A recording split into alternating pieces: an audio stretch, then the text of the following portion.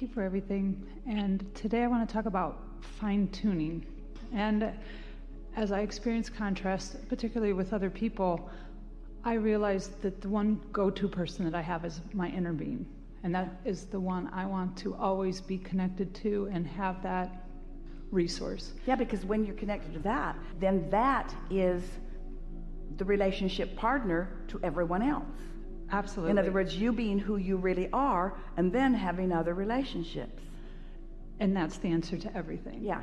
And in that case, the story I loved the most was when Esther got her driver's license and asked Abraham to be able to see for her. She couldn't read. She thought they were broken. She looked in, she said, "This is broken." And they said, "Well, you just need to go get some glasses and come back and then you'll be able to read." And Esther said, "Abraham, can you read this?" And we could. And Esther thought that was so interesting. It's the same eyes, just different vantage point. Yeah.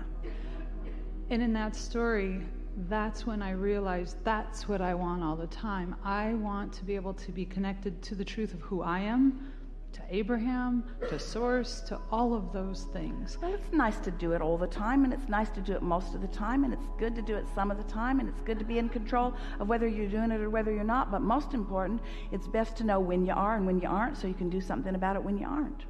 Don't hold yourself to some strict standard. It's sort of like just do your best to feel the best that you can. And then it gets steadier and steadier. But if you beat up on yourself when you're not in alignment, then it's harder and harder to get into alignment. Okay.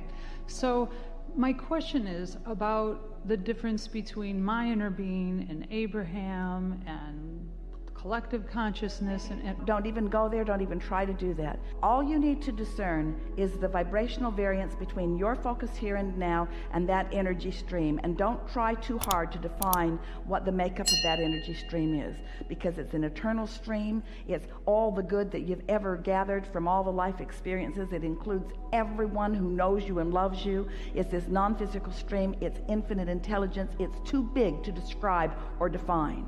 You'll just get in a muddle about it. Just accept it as source energy who adores you, who's always there for you, and tap into it.